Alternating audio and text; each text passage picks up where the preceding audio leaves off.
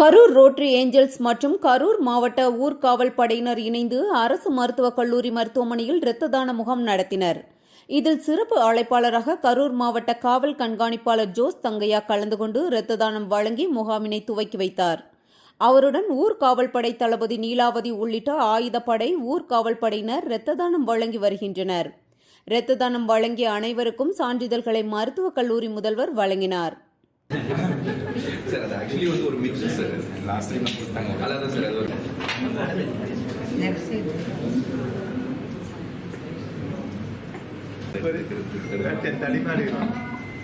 SP தாங்க